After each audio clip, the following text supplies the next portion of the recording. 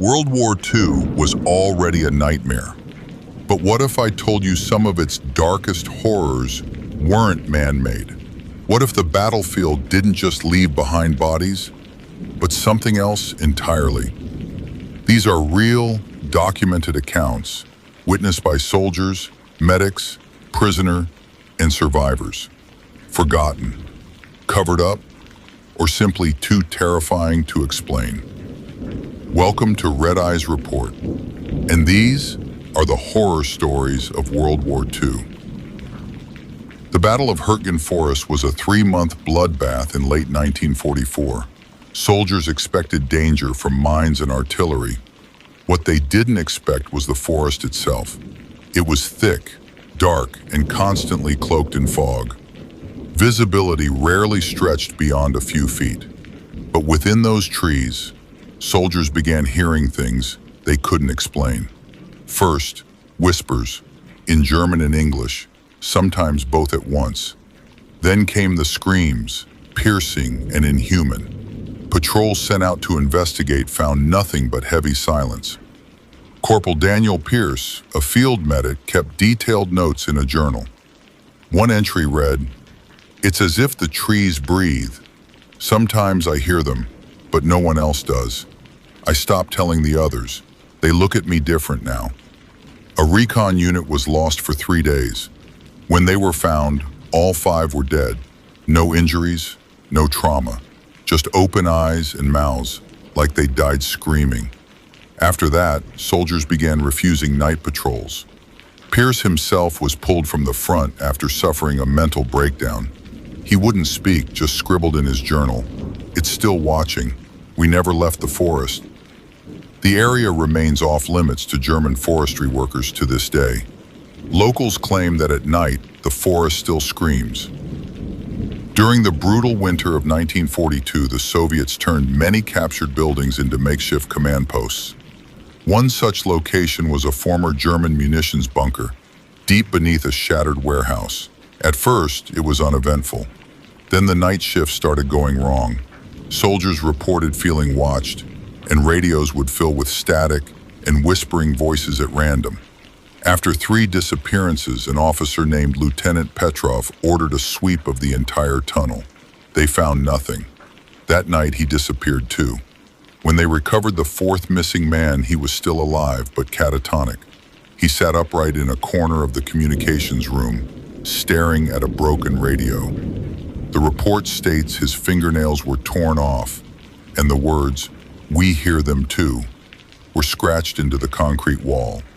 The soldier never spoke again. He was committed and died 2 years later. Soviet engineers later blocked off the entire bunker. But in 1983, while expanding the metro line, workers unearthed a sealed chamber with the words, "Do not open," Stalingrad voices, scrawled in Old Russian. Inside were bones, a melted radio set, and a logbook filled with lines of German and Russian. Repeating the same phrase, in the silence, they whisper back. The Ries complex remains one of the most mysterious Nazi projects. Built with forced labor, its purpose was never confirmed. Some say weapons production, others say something far darker. In January 1945, Polish resistance fighters followed retreating SS units into the complex. One group, led by Marek Zich, discovered a sealed black door embedded in a rock wall. No hinges, no seams, just open. Beyond it was a tunnel lined with black stone that seemed to absorb light. Zich's men walked for almost 30 minutes without reaching the end. Radios failed, compass needles spun. Then came the sound, like whispers through gravel. Zich ordered a retreat, but 2 men were missing. One returned the next day, alone, covered in scratches and speaking a language no one recognized. He died within hours.